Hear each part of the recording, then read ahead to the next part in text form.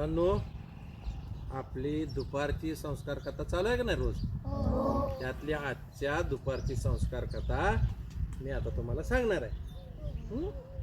तर आजच्या आपल्या कथेचं नाव आहे खरा मित्र कोण.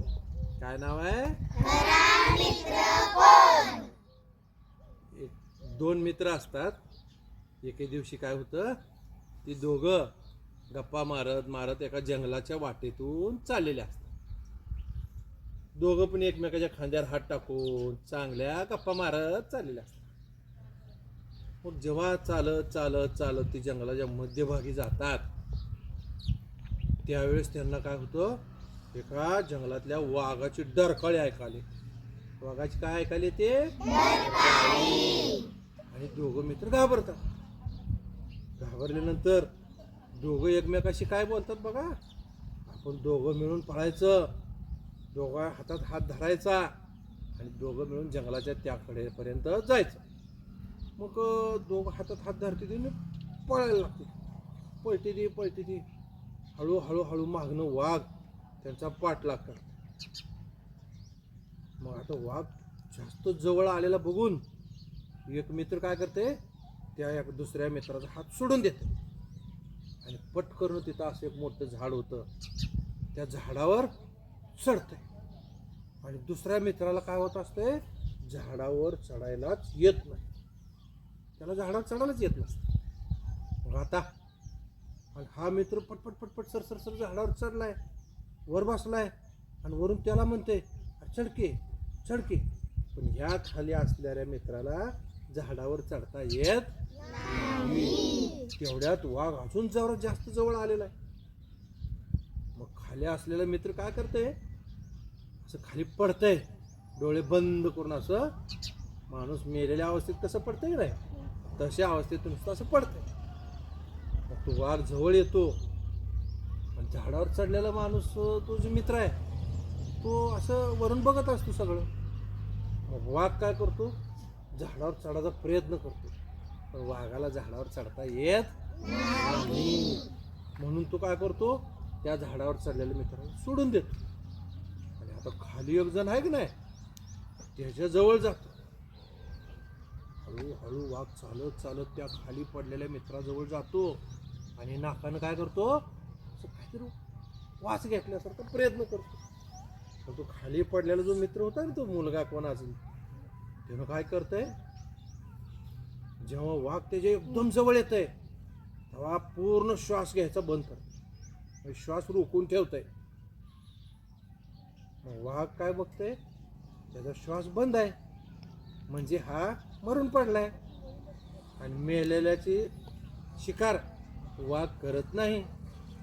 म्हणून वाघ काय करतो, तिथून त्याचा वास घेतल्यासारखं करतो.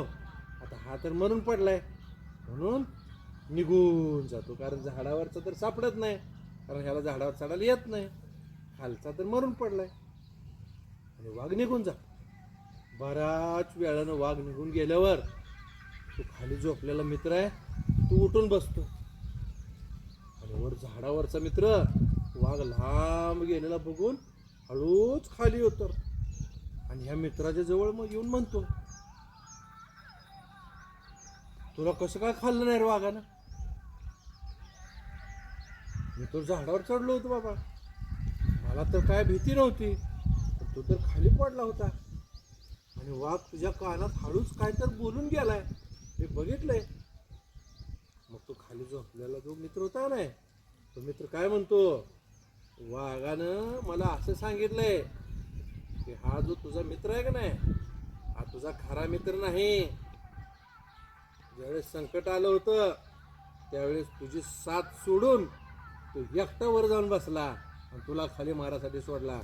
तर अशा स्वार्थी मित्राशी इथून पुढं तू दोस्ती करू नको, असं मला वाघानं सांगितलं आणि तो निघून गेला. असं म्हणल्यावर हा झाडावर चढलेला जो मित्र होता तो खजील झाला आणि त्याला वाटलं की आपण दोघं मित्र असताना सुद्धा, वाघाचं एवढं मोठं संकट आलेलं असताना आपण आपल्या मित्राला खाली सोडून एकटंच झाडावर चढलो, की त्याची चूक त्याला कळली. तो मित्र म्हणला मला चढायला येत नव्हतं, मग तुम्हाला हात देऊन तर वर चढवून घ्यायचं होतं. तर तसं त्यानं केलं का? आपला जीव वाचवण्यासाठी एकटा वर चढून बसला आणि ह्या मित्राला खालीच. पण त्याचं नशीब चांगलं, त्यानं प्रसंग अवधान बघून श्वास रोखून धरला. त्यामुळे वाघाला वाटला हा मरून पडलाय, त्यामुळे वाघ निघून गेला. तर इथं ही छोटीशी गोष्ट आपली संपते. त्या गोष्टीतून आपल्याला काय बोध मिळतो रे? की खऱ्या मित्राची आपल्याला ओळख असायला पाहिजे. संकटकाळी मदत करणाराच आपला खरा मित्र असतो. नाहीतर आपल्याला रोज आपल्या संग बसणं, उठणं, खाणं, खेळणं सगळं आहे. आणि ज्यावेळी संकट येतंय काय, तर आपल्याला अडचण येते काय, तर त्यावेळेस जो मित्र आपल्याला मदत करेल, आपल्यासाठी सहकार्य करेल, तोच खरा मित्र. आणि संकटकाळी जो आपल्याला सोडून निघून जाईल पळून, तो खरा मित्र नाही. त्यामुळे आपण प्रत्येकानं आपला खरा मित्र कोण हे ओळखायला शिकायचं. इथं आजची आपली दुपारच्या सुट्टीतली संस्कारी कथा संपली.